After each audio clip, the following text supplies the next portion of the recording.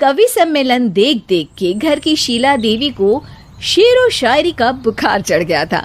अब वो सीधे मुंह किसी को जवाब ही नहीं देती थी। उनके पति और उनका बेटा तो काम करने घर से बाहर चले जाते थे और उनकी शायरी झेलनी पड़ती थी बहू रेणु को।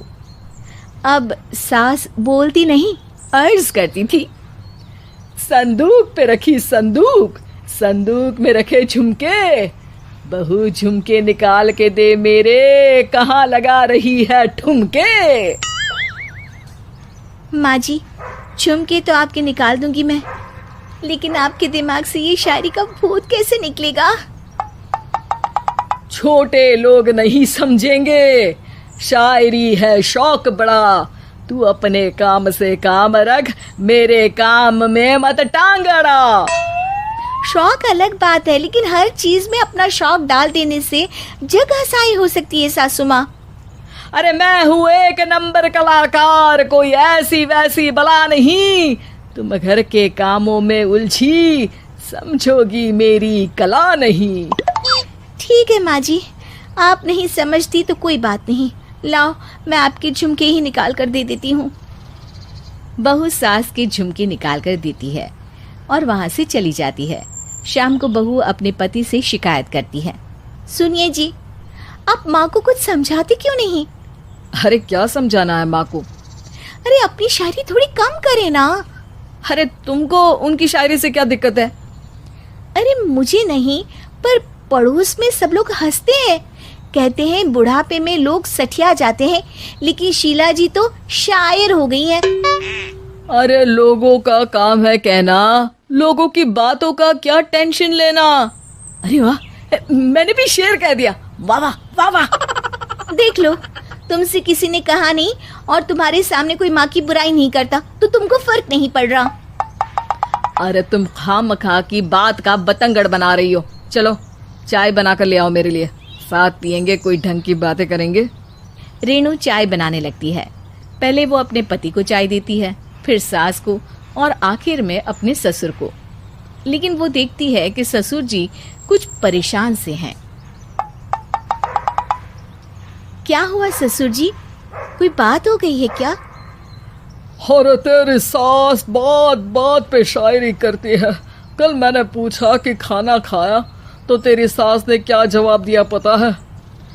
अरे गलती की और आरोपी ने कोड़े खा लिए फटाफट, खाना तो नहीं पर पकोड़े खा लिए झटाझट।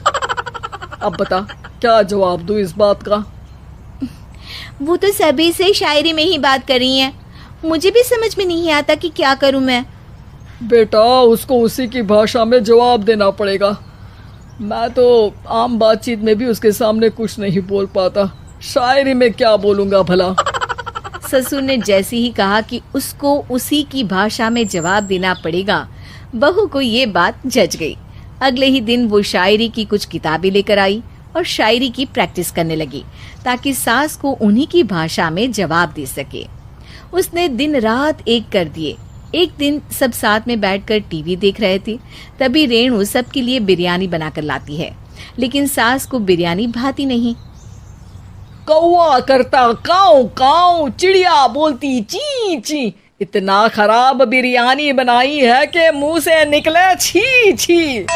बस इसी मौके का तो बहू को इंतजार था, क्योंकि अब बहू सास को उसी की भाषा में जवाब देने के लिए तैयार थी। माँ जी, हमको अपनी ये बेकार शायरी ना सुनाइए, जैसी भी बनी है बिरयानी चुपचाप खाइए।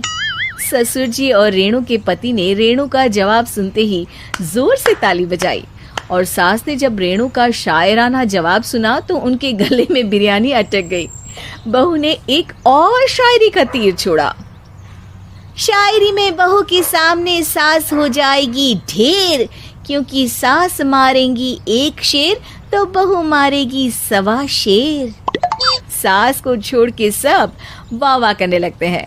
आज पहली बार सास को नहले पे दहला मिला था और रेणु ने सास का मुंह चुप करा दिया था। अगले दिन रेणु का पति उससे कहता है, अरे वाह, तुमने तो माँ की बोलती बंद कर दी, मजा आ गया। अब मेरे लिए कुछ बना दो, खाकर मैं काम पर चला जाऊं। शायरी ही है मेरा जीवन, वही करूँगी जी भर के। नौकरानी रख लो कोई, काम नहीं करूँगी मैं घर के। अरे तुम क्या माँ जैसी हरकतें करने लगी, सीधे सीधे बात करो ना। हो गई कल शायरी, रोज थोड़ी ना करोगी। शीशी भरी गुलाब की पत्थर पे फोड़ दो, जो मुझे शायरी से रोके उसके कान मरोड़ दो। पति घबराकर वहां से चला जाता है और बाहर उसके पिताजी के पास जाकर बैठ जाता है। दोनों अपनी बीवियों की शायरी से परेशान है।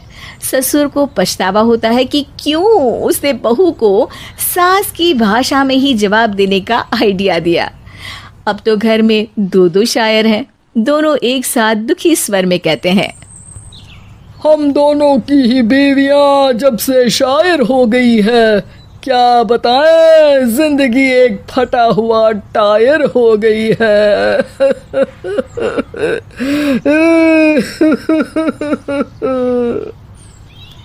हम दोनों की ही बीवियां जब से शायर हो गई है, क्या बताए जिंदगी एक फटा हुआ टायर हो गई है।